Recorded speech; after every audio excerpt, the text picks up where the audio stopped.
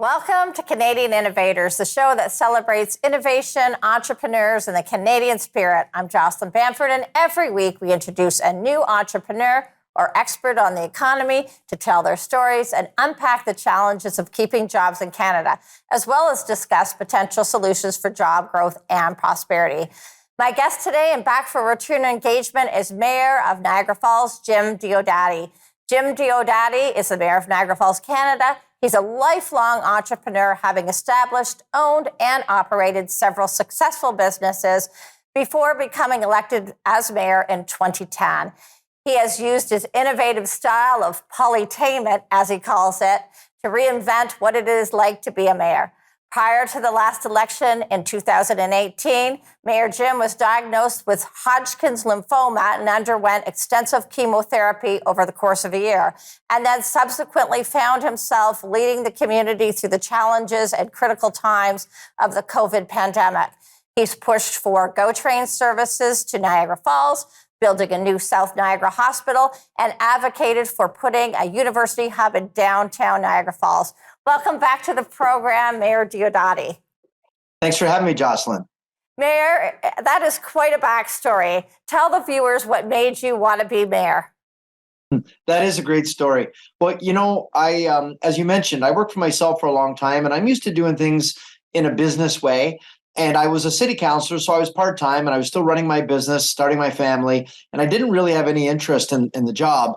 But then, one thing I've come to realize that you learn a lot of lessons in business. And one of the big ones is the enemy of great is good, because good enough is sometimes where we become comfortable and complacent. And I think that's what happened in Niagara Falls, because all day long, that water is going to flow and millions of people are going to want to come here, whether we do anything or not. And I would often at times say, guys, don't hurt your hand patting yourself on the back, because it's that falls that brings people here. What can we do to take it to the next level? And how can we make things better for the average person who maybe is not directly involved in tourism? So I decided, I came back after university, and a lot of my friends didn't. And I thought, if I'm going to get engaged, I got to make things better for my kids, because if it's better for my kids, it means it'll be better for everyone's kids and grandkids. And I made a pledge. I ran on a 10-year business plan, which was odd and unusual, because in politics, you do 3- and 4-year business plans to get reelected. But I understand in business, there's short, medium, and long-term goals, and some of them take a long time in successive governments. So I did that, ran on that 12 years ago. And as you mentioned, here I am. Well, Mayor, you have had a recent great success pushing the Justin Trudeau government to drop their Arrive Can and other border measures. You were part of a group of MPs and border mayors who signed a joint letter to Justin Trudeau. Can you tell us about that letter? Yes, in Niagara Falls, we're the #1 leisure destination in Canada. We get 20 million visits a year. 40,000 people count on tourism to feed their family, to pay the bills. And I can tell you, myself, along with a lot of people, took many hands, a lot of other border city mayors and business people, we all came together, both sides of the border, and we tried to explain to them that you're killing the economy. And of course, we couldn't control COVID coming, but we don't need self-inflicted wounds with overarching restrictions that do nothing to keep us safe, but definitely do a lot to kill the economy and hurt business people in business. So we decided to come together, lobby the federal government. We were very frustrated because we'd always, in the beginning, agreed to this because we said, well, follow the science. And we all agreed that it'd be the medical science, not the political science. And we wanted to make sure that we followed the right course for everybody. Well, probably earlier in this year or late last year, we realized it was time. There was no longer a benefit. And I spoke with experts in the medical field like Dr. Zane Chagla, infectious disease expert at McMaster University in Hamilton. And we realized there was no more benefit to what we were doing. We needed to stop the insanity. And I'm grateful that finally we've got it stopped. Yeah, hats off to you and all your efforts, because it's long overdue. Now, I have to ask you before we go to break, and we only have about 30 seconds left. In your bio, you said you like to follow polytainment. Can you tell us what that's about? Yeah, because, politics is typically pretty dry and boring. And I come from an entrepreneur, and I said it's a mixture of politics and entertainment to make it interesting so people are engaged and they're not apathetic. We got to make it more fun and jazz it up. So I call it polytainment. Very good. Well, we need to have a quick break. And when we come back, we're going to discuss more about how the mayor was one of the most vocal voices against lockdown mandates in ArriveCan. We'll be talking more about that when we return. You're watching Canadian Innovators.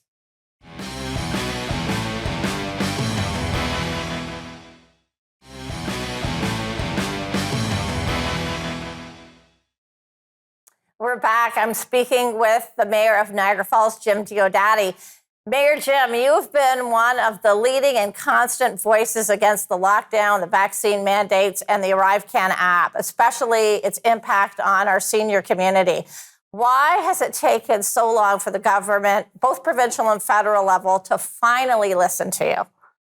Well, that's a good question. I wish I had the answer to, but I can tell you there's been a lot of collateral damage because of, the policy. And people will ask, well, why and how is that so? And I'll tell you, first of all, 50% of the revenue into Niagara Falls comes from U.S. visitation, 50. So that's hugely impactful. And we've only recovered to half of what it should be, whereas domestic tourism is back to better than pre-pandemic numbers. So we know it was the ArriveCan app that was killing business. And I'll give you a classic example, Jocelyn. The majority of people that come into this country do so at land border crossings. Niagara Falls has got 4 of them here in the region. So a family decides spontaneously to come here by their car. We call it the rubber tire market. They decide the weather's good, they're having breakfast, they get the passports, jump in the van, head to Niagara Falls because they don't know about the extra requirements. They don't follow Ottawa for their vacation planning. They get here, they're asked about ArriveCan, they don't know what they're talking about. They don't have roaming, they don't have access to Wi-Fi, and border coverage for cell phone typically isn't the greatest. They don't remember what vaccine they received when. They're held up for more than 4 times as long, according to CBSA, our border experts. They have a very negative experience. Then they're forced to lie.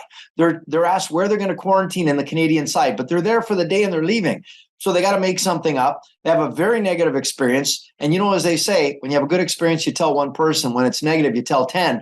And we've got this negative residual effect that's happening right now in the U.S. with negative media, negative word of mouth. So our big concern is that. And on the other side, Jocelyn, people who live here, a lot of seniors reached out to me that feel they're unfairly discriminated against. Guys like my dad, and I received hundreds and hundreds of calls. My dad's got a flip phone. He's 80, and him and my mom every Thursday would go across the border because that's what you do when you live in the border. It's like crossing town, and they'd go over the river, they'd go shopping, go for dinner, and come back. It's been 3 years they haven't done that, and it's been disruptive to families who've missed important events, weddings, funerals. It's been disruptive to business who've been hemorrhaging. It's been a real tough time for us along the border. So, Mayor, what are you going to do to draw the people back? What are your plans for bringing back the American tourist dollar that we need so desperately? Well, that's a great question. And, we go here by the Pareto principle, the 80-20 rule. And unfortunately, the majority of people that come here happen right in the summer. And it's like a squirrel collecting his nuts for the wintertime. We save enough money to carry us into the shoulder season and the winter season. And unfortunately, that ship has sailed. We missed that opportunity. So what I'm doing now, I'm calling on our federal and provincial governments to have a grand reopening of Canada. And I'm thinking a major event, maybe a big ribbon cutting, bring the prime minister and all the premiers together, cut this big symbolic ribbon and back it up with a federal and provincial advertising campaign to target the U.S. and international markets to let them know that we are, in fact, open for business again. We want their business because we know Americans love Canada. They love Canadians. We're their favorite destination, and we want to let them know that we're open again. Great ideas. Mayor, you talked a little bit about the collateral damage of these policies to Niagara business. Is there a specific story you'd like to share with us, and how damaging has it been to your economy? I don't have to go any farther than my neighbor. My neighbor has got a currency exchange business in the border, at the borders, at the different bridges and other locations as well. And he gave me the day-by-day play. I'd have to see him every day. And here's an entrepreneur, employs several people, feeds his family from his business. And he was just, through no fault of his own, was absolutely decimated. And it was so sad to see these people going through these types of things. And they didn't know where the light at the end of the tunnel was going to come. They didn't know when it was going to happen. And the frustrating part, we knew that it was time. We knew time had come for us to open things up again. And he's saying, I'm trying to go to business with my hands tied behind my back. Give me a fair fighting chance. I don't want handouts from upper levels of government. I just want to be able to run my business. And it's a classic example. One of my neighbors in our average middle-class neighborhood suffering. And there's countless examples of people, because we count on the U.S. visitation. The business model in Niagara Falls is built around the international money coming in and the greenback into our tills. So it's been very, very difficult to cut that much money out of the bottom line. So we have just about 30 seconds before we have to go to commercial. How is the suspension of the Arrive can going to assist Niagara Falls, and can your businesses ever recover? We just got about 20 seconds left. Well, we're counting on it. We need our other levels of government to help us with a major campaign. We don't need this to be the best kept secret. We need to get word out. Otherwise, this is all academic. We'll bounce back. Resilience is part of our DNA, but we need a little bit of help. Well, that's great ideas. We have to take a quick break. You're watching Canadian Innovators.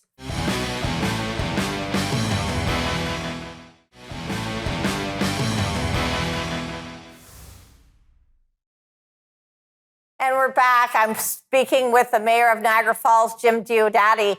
Before we went to break, we were discussing how the lockdowns, mandates, and Arrive Can have affected Niagara Falls and Ontario. Mayor, you're in the middle of an election campaign. Your slogan is, "Let's finish what we started." Tell us about that. Well, Jocelyn, as I was mentioning earlier, when I first ran, I put a 10-year business plan together for the city, and some things just take longer. Well, unfortunately, I ran into a couple of obstacles at the beginning of this past term. Number one, I ended up having cancer. I lost a year there, and I lost 2 years to COVID. So I didn't feel that I had a fair shake at getting things completed. And to use a sports analogy, we got things to the 1-yard line, but not into the end zone. And that doesn't count. It's got to go in, because we do keep score. In the real world, we keep score. And I felt that, I didn't finish what I started. And I've been around long enough. I know who to call, how to do it, to make things happen. I didn't want to waste the momentum. And I have to say, now that we've got COVID in a good place, and the nice thing is we landed on our feet here, and we never stopped. We never skipped a beat. We bent over backwards for small business, because we know they're the backbone of our economy. We helped them to be successful with expanding patios within a 24-hour notice, with no charges, no fees, no licensing, to help carry them through the challenges. And the nice thing is we kept moving the ball forward all through COVID. So now we're hitting the ball running. We're not starting from zero. We're still running. So I'm happy to say that we're poised for a lot of big success things happening right here in Niagara Falls. So on that note, you posted a pitch to businesses and residents about lower taxes. Let's take a peek at that video and have you comment on it.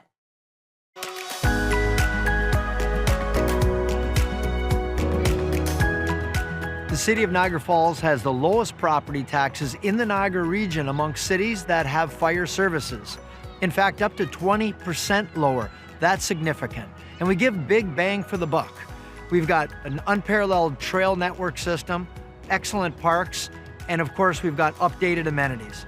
And living in Niagara Falls, you get the benefits of having tourists in that we've got outstanding restaurants and attractions. You get what you'd get if you lived in a big city, but with the small town feel. In Niagara Falls, it's not just affordable, but it offers great value. That's quite a pitch, Mayor Jim. What was the idea behind that, to attract new businesses and residents to Niagara? Well, it was, and also to show people that here we are fiscally responsible. We give you bang for your buck, and we understand we put the money where it needs to be. So we've got low debt. We've got the lowest property taxes amongst the big cities that have got full-time fire services. Yet we've got great amenities. We've got new arenas and parks and trails, and the list goes on and on. And I like to say, and it's not just the mayor, it's the mayor and the council and our senior staff. We work together. We row the boat together, and we all understand what the goal is. And I think we've been delivering. And anyone wanting a new place to live, obviously Niagara Falls is a lot less expensive than the GTA. And yet, today with virtual and what we're doing right now, you don't need to live where you work. And here it's a great quality of life, and it's an opportunity to get the best of both worlds. You can have a great job in the GTA, and you can have a great lifestyle in Niagara Falls. So it's a little bit of everything. So as you reflect upon your last term with regards to business, what do you think your greatest accomplishment was? Oh, that's a good one. You know what I think the greatest thing is? We landed on our feet. COVID did not knock us on our butts. We kept moving the ball forward. We never stopped the process. And as many people should know, City Hall was considered an essential service. We never stopped running. We kept doing things. And I knew there was always going to be an end in sight, and we had to be ready for that. And a lot of cities didn't. And unfortunately, now they're caught up with a challenge with hiring people, supply chain issues. And I mean, we're facing those too, but I think we're better poised than many. And some of the big things we didn't stop on. We're going to have a new hospital announced, the GO train expansion, like an umbilical cord into the GTA. I'm working on some positive news to come very soon about a university in our downtown, expansion of our airport. So many big ticket items. Each one of them can be a game changer on their own. Well, everything is going to come to fruition. We've got a great relationship with our provincial government. They understand the necessity of a town and what we need to be successful. And the more successful we are, the more successful the province is going to be, and the more happy that I think the people that live here are going to be. Now, we just have about 30 seconds before we go to break, but I want to hear about the hovercraft that is apparently coming between downtown Toronto and Niagara Falls. Yeah, so it's going to be from Ontario Place here to Niagara region. It's going to be about a 30-minute trip that you can cross the lake. And the nice thing about it, you know, on the highway, it's unpredictable. You never know if it's going to be construction or congestion. At least this way, 30 minutes, it's going to take away the excuse of travel. You don't even need a car. Just get here and we'll take care of the rest. So we need a quick timeout. We'll be right back. You're watching Canadian Innovators.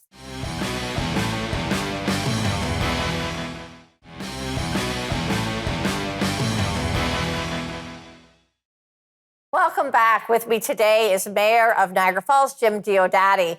Mayor, this is the part of the show that every week I ask my guests if they were a politician, what 3 things they would do to grow jobs and the economy. But seeing as you're already a politician and you're in re-election campaign, could you give the folks of Niagara Falls your best pitch for re-election? Yeah, sure, Joss. I think for me, anybody that's been following my track record knows I'm the kind of guy, when I start something, I get it done every time. I don't take something on unless I intend to do it and do it right. I always say to my kids, don't fear failure. Just start with the end in mind and know where you're going, and don't stop like a dog with a bone. And that's how we've been with everything. And some of my challengers have said, oh, that's pie in the sky. And I tell them, well, then we're eating pie. And some people have said, you're only allowed to ask for so many things. And I said, says who? We're rewriting the rules on what it's like to be. And I think the key is to bring more business people into politics. And my approach has always been, if I'm selling an idea to somebody, I have to start with what's in it for them. Don't go with cap in hand what you need. Start with what's in it for them. And if you can do that, they'll see the benefit to them supporting you. And then you get a win-win. You get a symbiotic situation. And I think that's why we're getting a lot of things happening. We're getting the attention of the decision makers and the investment community, because we've become, and I like to think of myself as chief brand manager for Niagara Falls, to sell all the attributes, focus on the positive, and go after the chalice. There's no reason why we shouldn't have everything if you do the right homework, do the business plan, and never give up. And that's been our plan all along. Show the vision, sell the vision, and then implement it. And that's where we're coming from. Well, you seem like you have boundless energy, Mayor. If you're reelected, could you speak about your priorities for the economy? Yes. So the first thing is expansion of the GO. I mean, just before COVID, we're about to go to 11 trains per day into our downtown, and that is coming. It's imminent.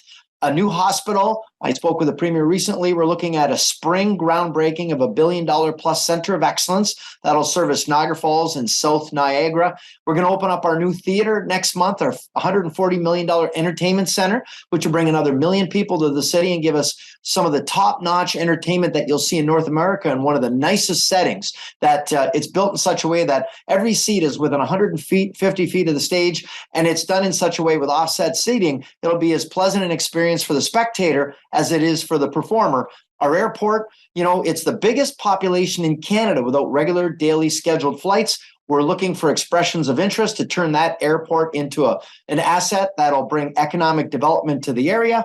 And we've rezoned the downtown, expecting positive news on a university, because we know that'll be the catalyst, along with the GO train in our downtown, to completely regentrify and revitalize our downtown. And I think these are all game changers on their own. We're going to do them all at the same time. Well, it sounds like you have a full plate. Mayor, many businesses in Ontario and Canada have had so many challenges, from COVID to supply chain to additional cost. especially in energy sector with cap and trade and carbon tax and clean fuel standards. What are the challenges for your businesses in Niagara and in Ontario? Well, I don't think we're unique. The big challenge we've got to address now, the Arrive can, which is great. So now we'll bounce back because that's what we do. And whether it's been SARS or currency exchanges, whatever the case is, we'll bounce back. But now the upside to the downside is what I like to say. So because of COVID, everything's changed. So now there are flexible work times and work schedules. There's hybrid working models where, like right now, we're doing a Zoom call where people don't need to drive and physically be at every meeting. There's more quality of work-life balance where people, there's a saying, happy cows make more milk, where you can have happier, more balanced employees where they're going to give more productivity. And what we're finding with the new flex hours, we're getting more productivity. And it's funny because even when some challenges come, opportunities are always within the challenge. You just have to look for it. So I see this as a neat opportunity where you don't need to live in Toronto to work in Toronto. You don't need to live anywhere to work anywhere now. And I find we're being more productive, more effective, and more efficient. So I think a lot of good came out of this COVID. I mean, surely a lot of sadness as well, but we learned a lot of lessons. We learned to work and live with COVID.